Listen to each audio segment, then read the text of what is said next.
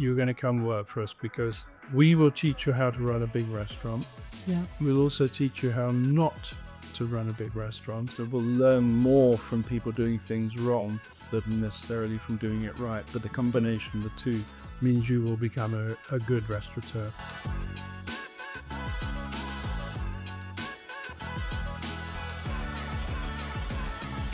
Such a pleasure to be at your restaurant at the park and to be here with Belu and really talk about, I guess, the why behind you do what you do, the purpose that drives you. So I think I love to start a really good place is you're known as, inverted commas, the devotee of the dice. This goes back to how one decision, one roll of the dice, led you to give up your place at Cambridge in the 1970s and took you into this wonderful world of hospitality to be one of the greatest restaurateurs of our time. So I'd love to hear a little bit about that story and where you started and how that took you to where you are now. Well, I think it's important to understand why I could even be in that position. Yeah. And that was because I'd left school.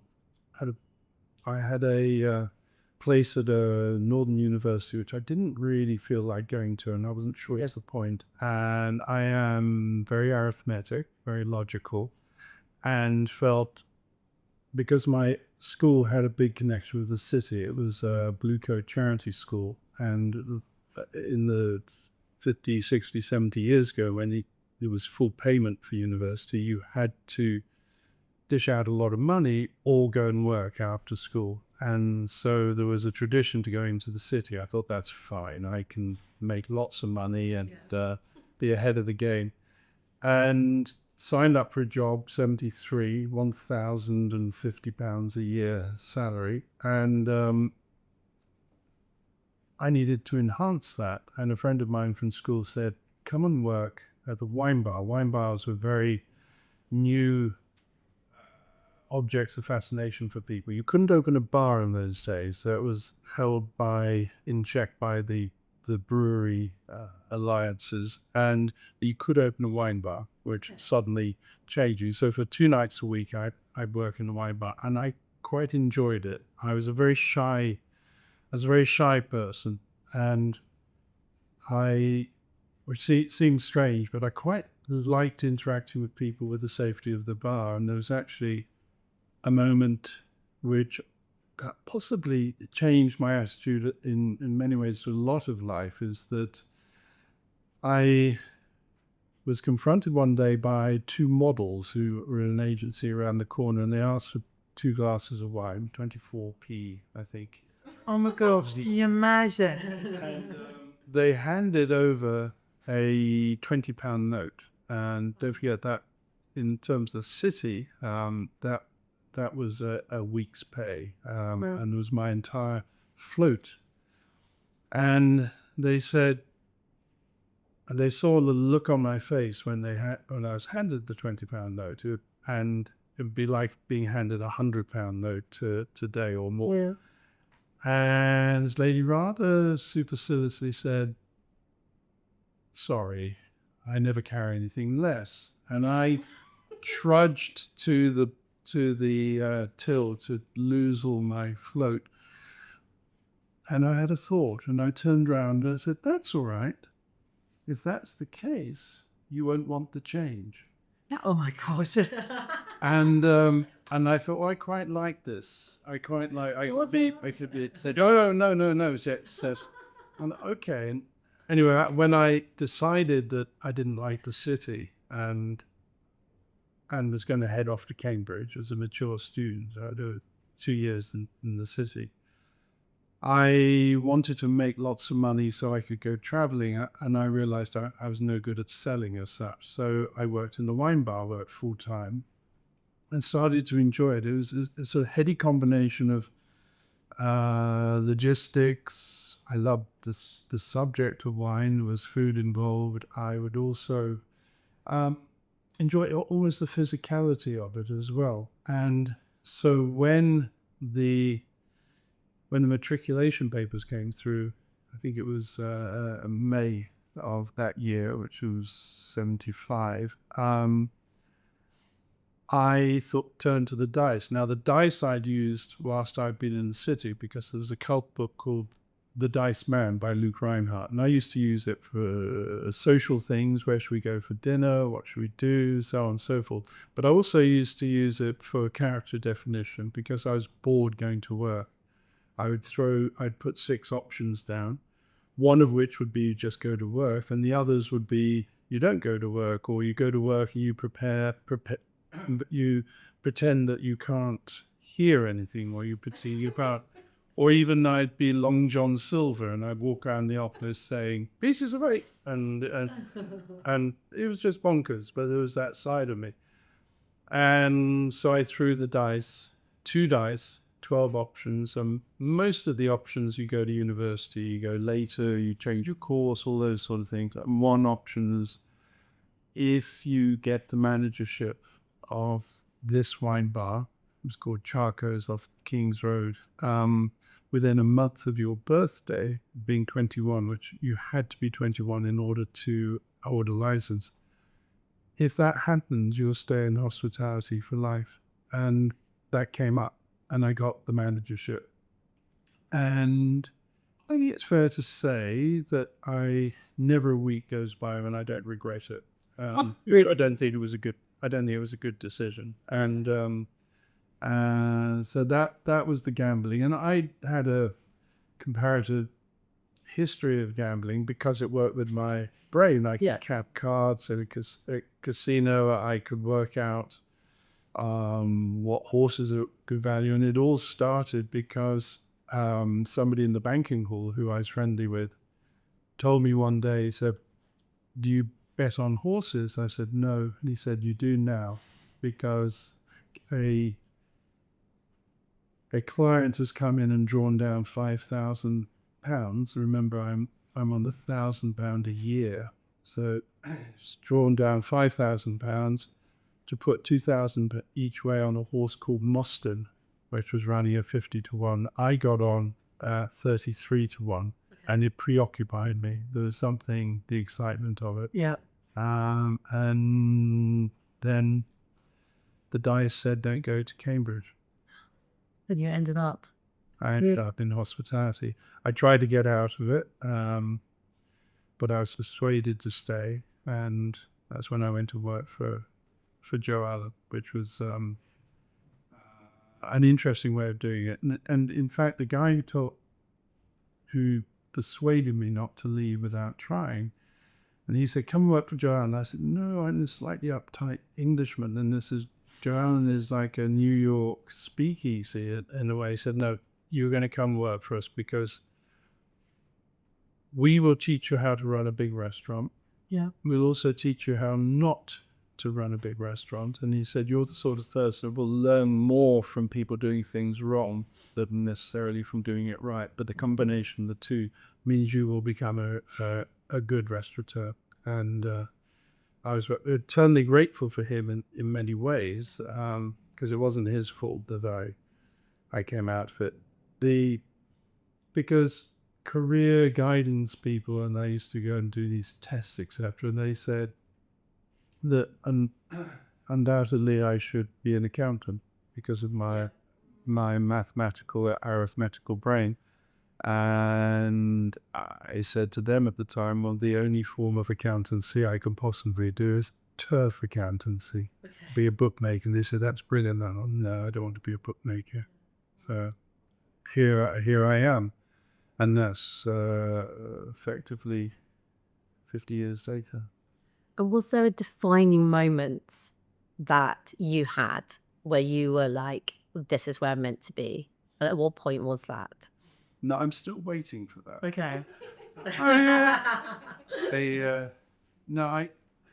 There are being moments, and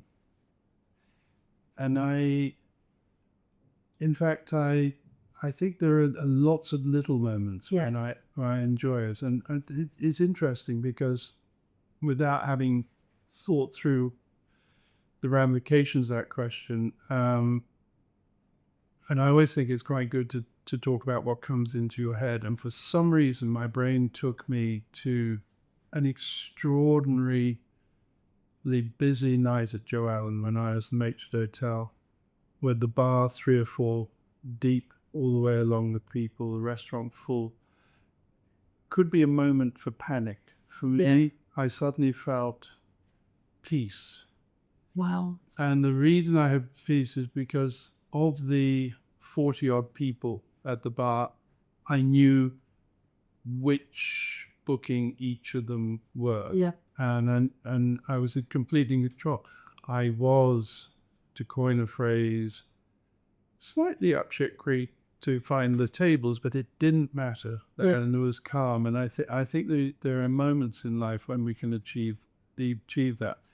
And I think I became suited for the occupation because there's a lot of pressure in restaurateuring. And I think I'm blessed with a situation where when the stress grows, quite often my heart rate goes down. I don't get upset, and I teach my staff that they mustn't get upset about something which they're going to forget about in a week or a month or whatever. What's the point? And that's why I never swear. The staff are entitled to claim. I mean, actually, I should put the price up, that they're entitled to claim £5 if they hear me swear.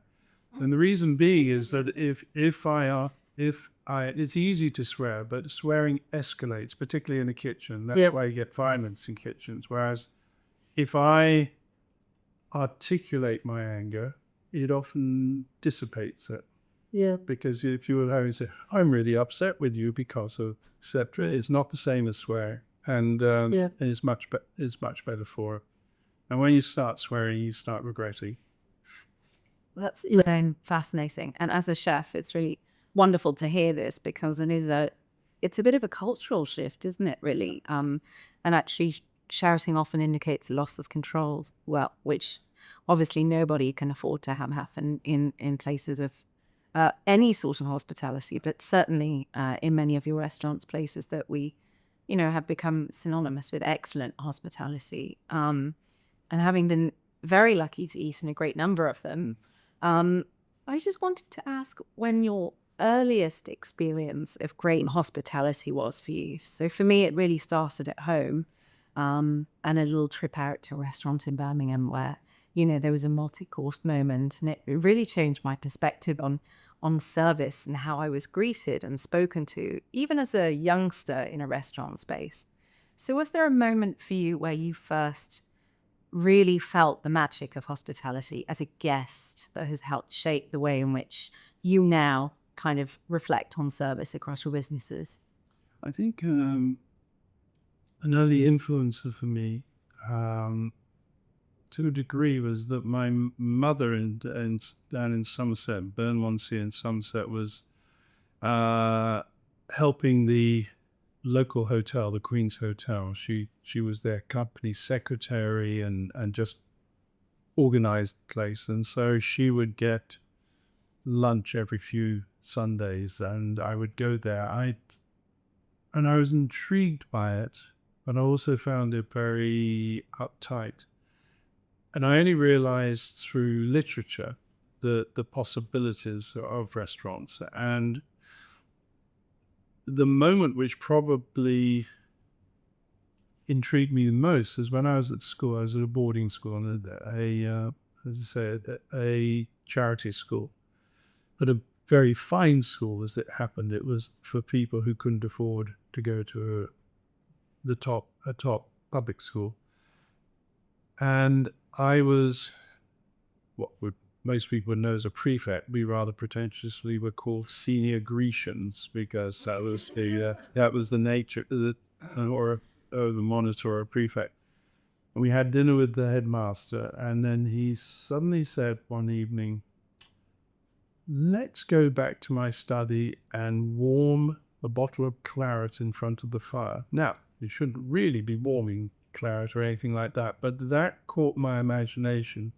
And when I took my A-levels, we had effectively a day to go and do whatever you wanted after a spite. And and they turned a bit of a blind eye if it turned into a night as well. Most of my friends headed up to London. We were going to a place like Marquee and so on and so forth, and getting shwasted is probably the shwasted is a very good word taught by my kids, so a combination of faced and Yeah, I like it. I'm just writing that just so everybody knows. yeah, it's a useful word. It's very, and I decided I took myself off to Petworth because I wanted to see the Turner paintings of Petworth House, and I had lunch by myself in a hotel which I can't find anymore, but it was a Petworth hotel, and I sat and I discovered the joy of eating by yourself, and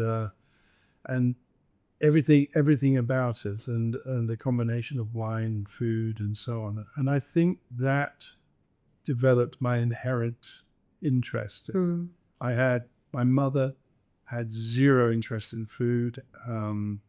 I'd had a bit of experience as a 14-year-old, firstly working at the Sea Spray Cafe, serving the ice creams behind the counter, or working at the local holiday camp, stocking the bar, and so on and so forth. And it was a different world. There is something inherently escapism based in hospitality, and it's very sexy. It's I remember after I'd finished my work, even though I was young, I was allowed to watch the band in the dance room and fall in love with the singer in the band, who had zero interest in me whatsoever. But it's another world. Yeah. And remembering that I'd grown up 50s, 60s, 70s, which was quite a restrained and frugal and conservative approach to life. Yeah. So hospitality gave the option. Therein, there lies the danger, of course, that for a lot of hospitality is why, sadly, there's such a prevalence of drink and drug problems, because it's all about escapism. So I work very, very hard to protect my staff falling into that trap. Yeah, and that's so important. I think, that it's an incredible world, and I think a lot of people go out for those reasons. But when you mentioned actually earlier about how you dine by yourself, like the pure joy that I find from being able to go somewhere and feel welcome and not feel like you're an inconvenient. And I'm maybe making this correlation, might be wrong, but why you're so intent on having those beautiful corner tables and creating those anchors in the room. And that's, I think, what else apart from I'd love to know why that, maybe, I don't want to use the word obsession, but I find it's a very, why is that? What else do you look for when you walk into a place?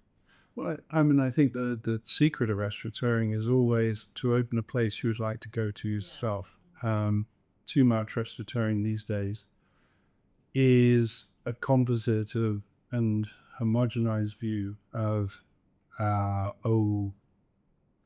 we can get the maitre d'hotel from such and such a restaurant, the chef from that restaurant, they get the designer from that restaurant, put it all together. What do we put on the menu? Or people like sushi, or people like this, etc. And you don't know who you are, you don't know how you're doing it, and therefore why should either the staff or the customers know what you're doing? And then you lose authority, and unless you have authority, you don't get belief. You might be busy for a while, but I was talking to Thomas Parry this morning, and Brat, Melton, etc., and he was saying, what I really want to do, I've been fortunate enough to be a hot hit restaurant, but I want to create some things with longevity. I love creating classics. For me, it's really important. But going back to what you're saying about eating, and often people ask me, what's your definition of a great restaurant? I said, well, one of the elements, to my mind, of great restaurant tends to be Grand Cafe style operation, because of all the possibilities it offers. And it's not the restaurant determining people's experiences, people getting is the restaurant being a catalyst for people's experience. But one of the defining things for me is that a great restaurant should be somewhere where a single woman feels comfortable eating by herself. Yeah, I fully agree with that. I went to a restaurant in Mayfair. I'm not going to say which one, a seafood restaurant. And I went in, the bar was empty. I said, can I sit at the bar just one? All I was having a glass of Chardonnay, the dressed crab and some fries. It's like the perfect lunchtime thing. And they sat me at the worst seat. When you come in, there was a bar, the one with your back against the door. And I said, do you mind if I just sit down there? No. And they went, this is for single diners. And I just was like, I still, obviously being British, I was just, okay, that's fine, thanks so much. But goodness, how offensive. Yeah, but and no one sat there for the entire, I was there for 1 hour. So when you talk about that importance of making people feel that they're able to be there without question, and I think that comes down to all the different elements of creating a great restaurant. I think so. And I think it's certainly something that is felt within your restaurants. There's an element of a really sincere welcome, a kind of inclusivity, and if somebody has come through the door, whether or not they're reserved or not, they've chosen to be with you. Yeah. And I think what's really special is that you always feel like you're so welcome to be there, and I think this is something that is done so beautifully throughout your restaurants. Well, I hope so. And it's so easy if you have a successful restaurant to lapse into a form of arrogance.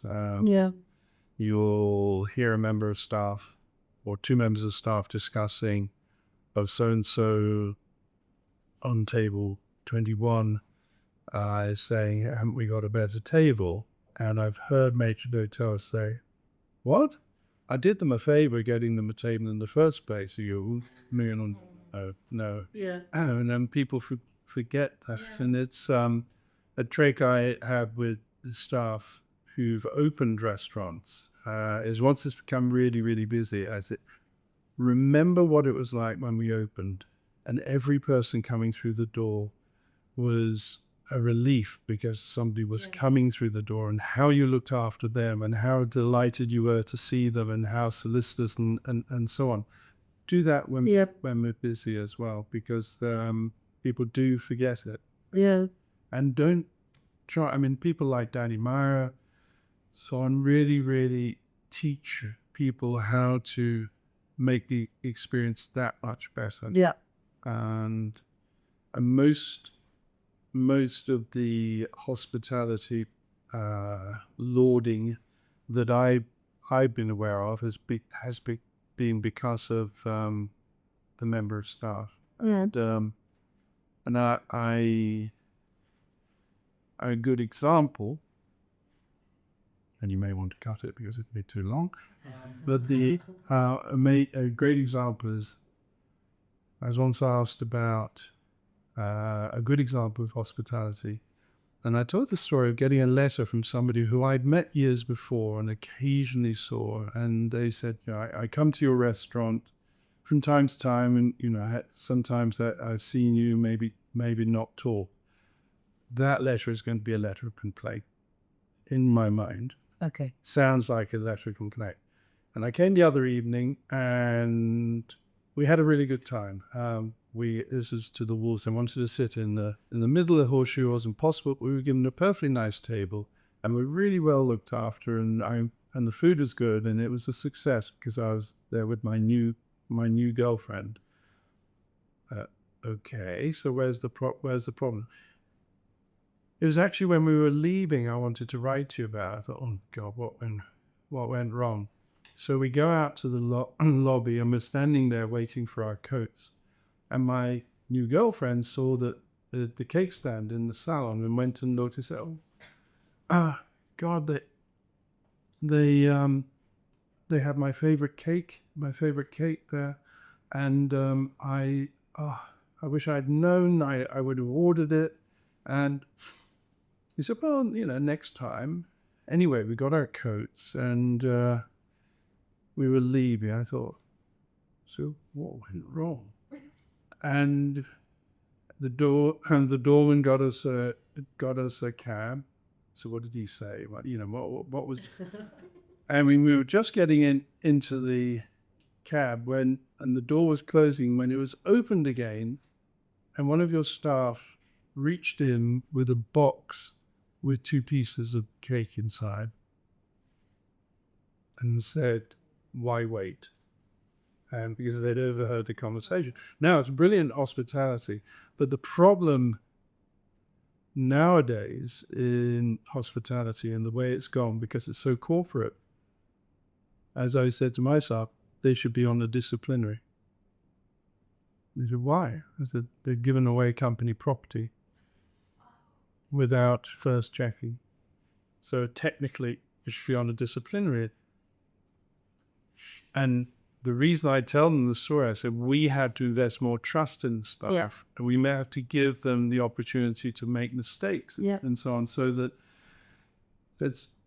if they had done what most restaurant companies follow, is that you have to get permission to give somebody something away, the moment would have gone. Yeah. So got to allow them to make this gesture, and it might in any number of ways, and have the authority to do that. Right, that's good. And then they tell the manager, by the way, I gave those people on table 21 or whatever it was some cake. And when the manager says, that's Jerry Reed doesn't like those people, he finds them rude and disruptive, and what doesn't want to encourage them, that you don't then remonstrate with the member of staff, and you just say, that's brilliant, you did exactly the right thing. It wasn't in the end the ideal because they've been badly behaved or whatever it might be. And then you get the foundation of good hospitality because you're trusting your staff, you're rewarding them for their initiative, for finding ways to make it work. And the more we believe in the staff, it's on the basis that it's always possible the staff will be rude. But normally when a customer says to me, your staff are rude to me, I take the staff side because I know them well enough. I'll say, were they actually rude, or were they just telling you something you didn't want to hear? Because that's just rude. Yeah. But it is common parlance now. And unfortunately, post-COVID, I was really excited because I thought we'd have a new dawn in hospitality, because I thought, just as, if you remember, customers were so excited to be back in a restaurant. They were very generous with the staff, they were very friendly, and so on and so forth. And I thought, customers will appreciate what a restaurant does. And just as importantly, if not more, staff will appreciate what customers do and the fact that they come. Unfortunately, that hasn't lasted very, very long. No. And the trouble is with staff not being treated so well, being treated well is not just about being friendly, it's about teaching them, training them, enhancing their work experience. Yeah. I think that's so true. And I think investing in your teams, it has to be there as a, forefront, that sort of principle, because that's when, like with the story about the cake, that's when the magic happens, that you can do that. And I think it's so wonderful when you truly feel like you can give out that glass of, because sometimes things are lost in the moment. If you don't do it then and there, then it doesn't matter. So you have to trust. And I say to people, there must be a solution, like make that decision up to the value of this. Don't lastly do it. Thank you. Completely. I'd love to know about a time or was there any time, maybe there hasn't been, where you've gone, I don't want to do this anymore? Was there any moment where you were just like, I don't want to do it, I just want out? Yeah, I actually, again, the brain is funny. It just will throw up and everything. Yeah. I'll take the first one because I do remember it very distinctly. And it was when I was walking down from the Ivy to Shiki. This must have been about 99. And I thought, I don't want to do this anymore. And we'd been in a situation, we'd sold a majority position in the company. We thought that we would be able to carry on enjoying the restaurateurs whilst our new owners could with our shareholding in them that we could make money. So, and you know my fear of spoiling everything in the pursuit of money. And suddenly I thought, no, I just don't want to do this. Is that there's various interesting moments when you start counting elements of your business. If a member of staff ever comes to you and they're a bit disgruntled, and they can quote you how many hours they worked, and they're not hourly paid. Yeah. Particularly this, doesn't matter what their complaint is, they are very unhappy. You've got to deal with it, and particularly if you do it yourself. And so I remember it so distinctly. I don't see the point anymore. And that's why it was interesting that by 2000, we were out and I had this period when I was looking at getting involved with hotels and so, which was painful process. And the site that became the Wolsey was offered in the meantime. The agent said, why don't you just go back to restaurants for a while? And the Wolsey, I suddenly realized, perfect for me. When I showed it to Chris, I said, what do you think? He said, well, this is the place you always wanted, the Grand Cafe, the European Grand Cafe. And I said, yes, that's why I'm thinking of doing it. And we proceeded. And of course, but I had to go back and do it in a different way because I didn't want to have that feeling that as I walk between the ivy and shakers, well, I don't want to be doing this. And so that was a new way of doing it. And of course, after I lost the battle for what was then called Corbin and King, the Wolsey Hospitality Group, and I had time to reflect, I always used to talk about André Gide, the philosopher who said, again, a very male-based society at the time, that every man should have 3 careers, which I always thought was quite interesting.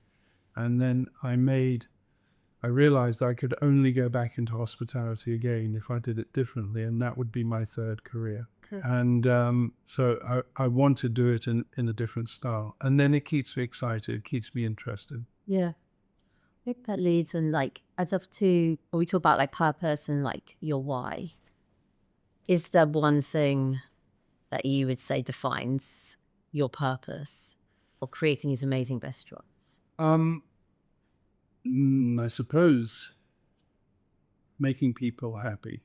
I'm not a gregarious person. I'm not ever going to be the center of attention at a party. I am now actually comfortable enough that if I walk into a cocktail party, if I'm not beckoned by somebody immediately, I go and sit down by myself and see if people come to me. I'm secure enough, I suppose, not to behave insecurely, because there's insecure people who go in and try and impose themselves. And therefore, in life, I enjoy people being happy, being inspired. If I can help in anything I can do, and because all the things I wanted to do in life, which were, I would love to have been a writer or a painter or composer or performer, any of those things. Particularly an architect. I really wanted to be an architect. And I knew that I wasn't going to be good enough to do any of those things really well. So whatever I chose to do, I had to be able to do it really well. And as time went on in the hospitality, because I suddenly realized that actually restaurants encompass all my interests, architecture, history, music, theatre, literature, and either people coming in or being components of what we create. We're sitting in a room which is inspired by Manhattan. The ceiling is a bird's eye view of Manhattan in an abstract, Central Park, and there's a horse photographs, which are beautifully done by a great photographer. But over in the corner, Ms. Babe Paley, who always fascinated me, who was one of the one of Truman Capote's swans, and all those fascinating stories. And actually, over that side, there's Truman Capote, diametrically opposed because they fell out. It's just, for me, it's part of the fun. It's part of the fun bit. And I enjoy working with people. I enjoy working with Shane Brady, who's the designer, because I give him ideas and he makes more of it. And so all these wonderful things. And then people enjoying themselves. So I may not be at that table creating a new show, but I've helped. And that means quite a lot for me. Definitely. It really is fascinating. And actually you are the architect, the conductor of many, many happy occasions for the rest of us. So how privileged we are that all of those things that you perhaps didn't specialize in have filtered into the way in which you run your businesses now, and really do impact those of us that come to enjoy them. And I think the magic of hospitality as well is your restaurants and spaces feel like they're as much for you as they are for us, actually. So. And not a lot of that. It goes back to that thing: create a restaurant you want to go to yourself, and then there's a good chance that other people out there might do it. But it's, a sense of purpose. Purpose to me is about belief, getting authority in what you're doing, being trusted. Integrity is incredibly important. There's a great deal of examples of lack of integrity in the business. So doing everything in a way that I can be proud of, and ultimately it comes back down to the fact that through my schooling and through my reading, I became an egalitarian, and I think a lot of the joy of life comes through altruism. There's not enough altruism in society now. Everything has to be transactional. If I'm going to give you money, I want something back. And it's actually true. A real altruism is actually incredibly beneficial and rewarding, but not in a monetary or in any particular public recognition or whatever. And I think there's so much joy, and this is why I enjoy, for instance, what Belu do and what a difference they make through a commercial operation. Yeah.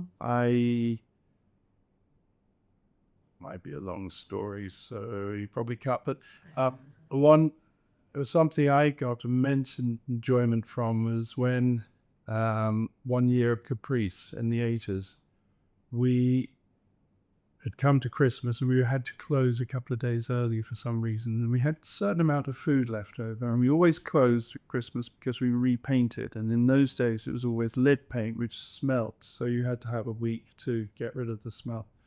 We had all the food, and the kitchen was saying, and what should we do with it? Should we just distribute to the staff? And I said, actually no, I saw a travelers hostel in a church looking for food, because they had a group in over Christmas. So I loaded up my cart and knocked on the door of this place, and the guy came to the door and he went, a cleric? He said, yes. And I said, I've got some food for you. And he said, yeah, put it in there. And I thought, not very good, especially in the church. I said, would you mind giving me a hand? He rolled his eyes and it was okay. He came out and opened up the car and the boot, etc. And he realized that it was full of food. And he said, to coin a phrase, oh my God. He said, I'm so sorry. I've been so rude. I'm just having a really hard time. I said, what's the problem? And he said, I've got 100 people, homeless people downstairs, and we promised them 3-course meals over the Christmas period. And we had nothing for dessert tonight. He said, I'll show you why in a moment. And he later showed me into this room where he told me to take my food, which was boxes and boxes of single can spaghetti hoops and things like that. And he said, here's all this fresh fruit, and he said, it's amazing, it's a miracle. So we got it in, and he said to me, who are you? I said, never you mind. And he said, well, we want to thank you. I said, no, you already have. And so I went away, and the next year I turned up with a bigger car and more fruit we bought for.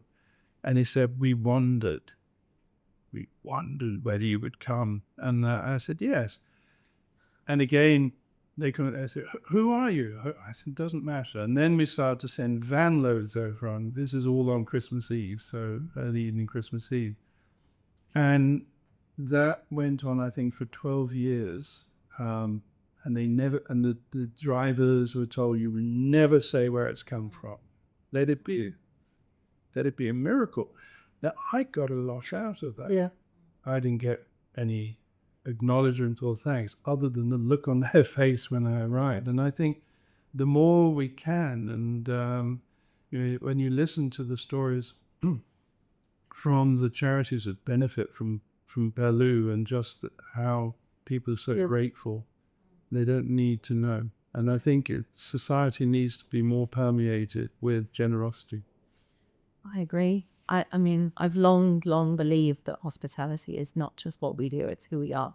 Yeah. And we don't turn that on and off when we arrive. And I think that's as much about your legacy as it is for those of us hoping to carve our own, I guess, in this industry. But that's such a wonderful story. Such a wonderful story. Yeah.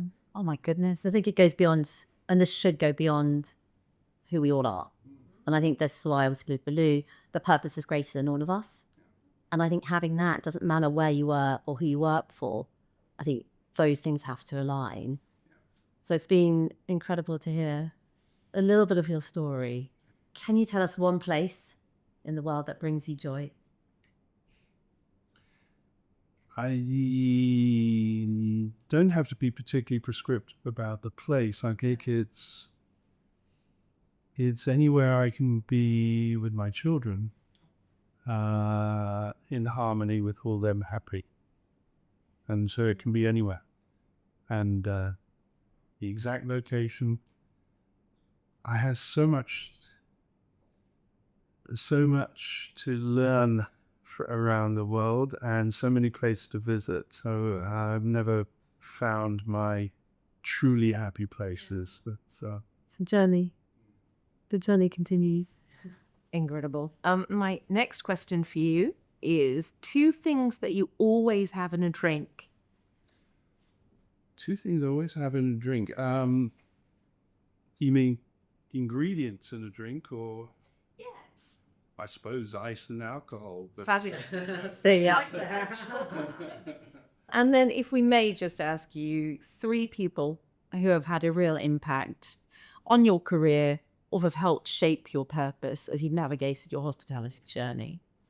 I think the first person I must credit, although it's not chronologically, it would be Chris Corbin, because of the relationship we had and what we built together and how much we learned together. Then probably John Maxwell, who's the man at Joe Allen who taught me so much about a different approach to hospitality and showed that it's possible to be innovative and intelligent within the industry. I suppose I would also have to list Peter Langen. He influenced me in a way which was so important, but the restaurants he created, and he always talked about wanting a brasserie, a true brasserie, and he was always a bit jealous of us that he didn't quite do it. But Langen's brasserie was pretty perfect for me, and he would describe it as a place where the Duchess could sit down with the taxi driver. And that for me was really important. And he taught me about lighting, and he taught me about art in restaurants and so on. And so I think probably the most influential. Thank you so much for sharing your wisdom with us. Thank you.